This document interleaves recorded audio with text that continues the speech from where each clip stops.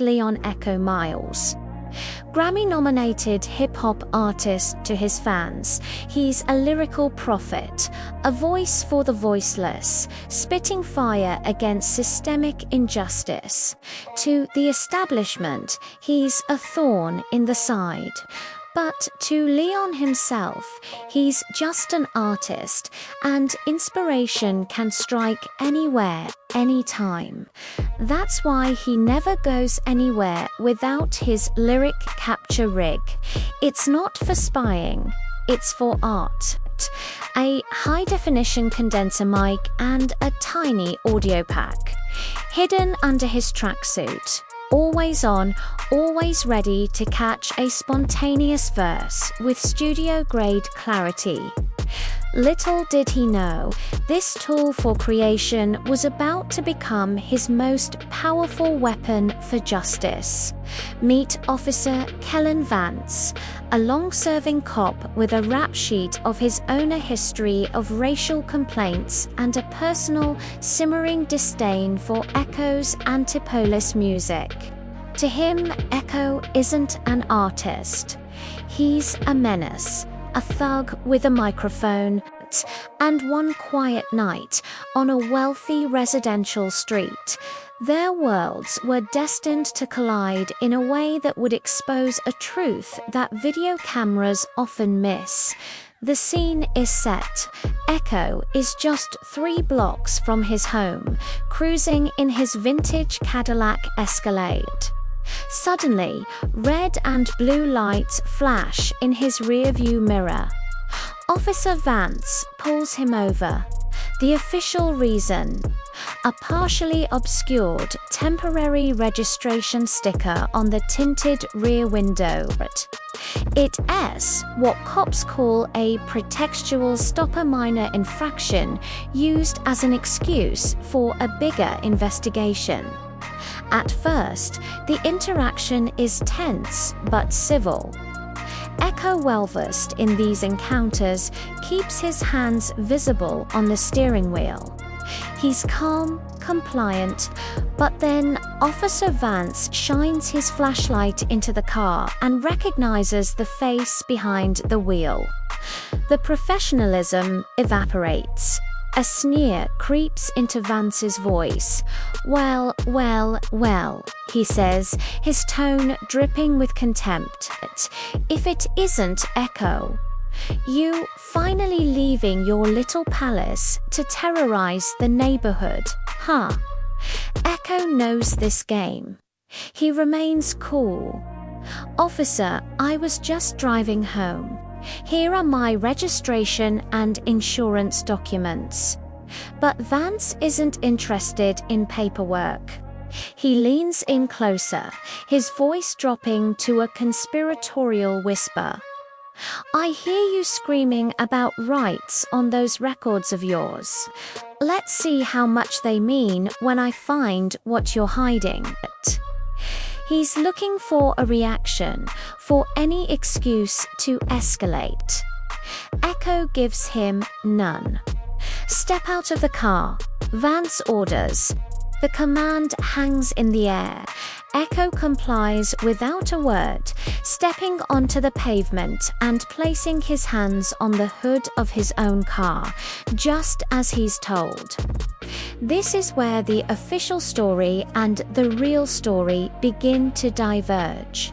Vance begins a pat-down search, but it's anything but routine.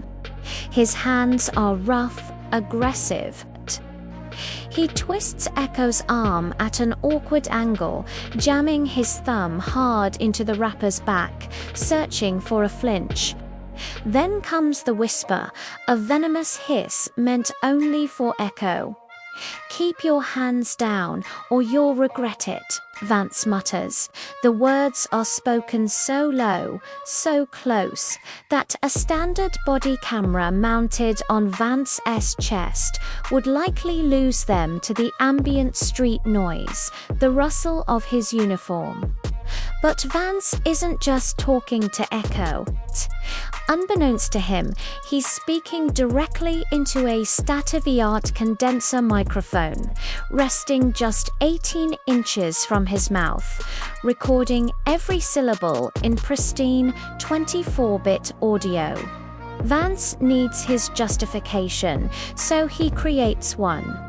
He claims Echo shifted his weight aggressively, a complete fabrication.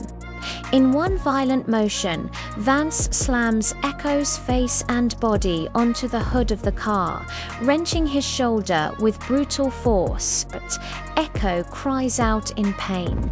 The click of handcuffs follows, cinched with excessive tightness, digging into his wrists. The physical assault is over, but the verbal abuse continues. During the ride to the precinct, Vance lets his true feelings fly. He taunts Echo, calling him a thug with a microphone. He scoffs, "You think your music matters? You're just another piece of trash." Every insult, every derogatory remark is captured. Later, when the official report is filed, it tells a very different story.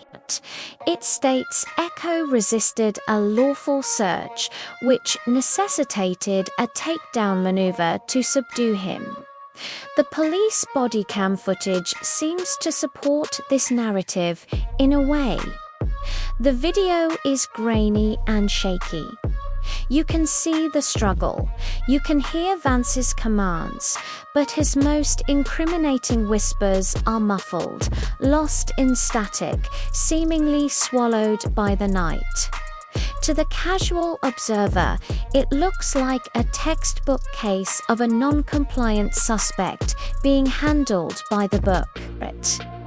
Echo is charged with resisting arrest and obstruction of justice.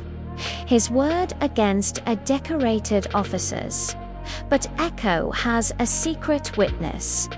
In the interrogation room, his lawyer, a savvy attorney who understands the power of digital evidence, asks a crucial question. "Leon, were you recording anything? Anything at all?" And then Echo remembers the lyric capture rig, the device he wears every day, which records for 8 hours on a continuous loop before starting over. It was on the entire time. The defense team retrieves the audio pack. The file is proprietary, time-stamped, and uneditable. They press play. The effect is chilling. The sound quality is so clear, so intimate, it's like being inside the confrontation. There's no room for interpretation. First, they hear Vance's sneering insults at the traffic stop, clear as day. Then, the almost inaudible, menacing whisper, "Keep your hands down, or you'll regret it."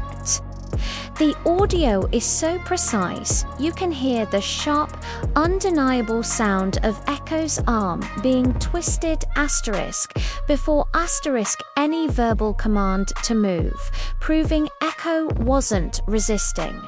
He was being assaulted. You can even hear the sound of the static on Vance's own chest mic suddenly increase a sonic fingerprint of the exact moment he likely tried to muffle his voice with his hand or uniform, trying to hide his words from his own camera. And finally, the verbal tirade in the squad car, "Just another piece of trash." Every word is captured with horrifying clarity. The defense synchronizes the metadata timestamp from Echo's audio with the police dashcam and bodycam video. It's a perfect match. There is no doubt about the authenticity of the recording. This isn't just a he said, she said situation anymore. This is undeniable acoustic proof. The defense doesn't even need to go to trial. They schedule a meeting with the district attorney's office and play the recording. The prosecutor's face says it all. The whispers, the sounds of the struggle, the timing knit all proves that Officer Vance didn't just make a mistake. He fabricated a reason to assault a man he personally disliked. The charges against Echo are dropped immediately. But the story doesn't end there. The audio file becomes public record. News outlets play it nationwide. You don't just hear the story, you experience it. You hear the bias in Vance's voice, you hear the unprovoked violence, you hear the abuse of power in high definition. Officer Vance is immediately placed under internal investigation, his career in shambles. The defense argues that this isn't just a case of misconduct, it's criminal. The audio demonstrates a clear, calculated intent to violate Echo's civil rights and then lie about it. A piece of technology designed for art, for capturing the fleeting sparks of musical genius, had accidentally captured something else entirely, the unvarnished truth. The lyric capture rig became the perfect witness, its microphone exposing the subtle, quiet acts of abuse that cameras often fail to see. It served justice, proving that sometimes the most powerful evidence isn't what you see, but what you hear. Thank you for watching.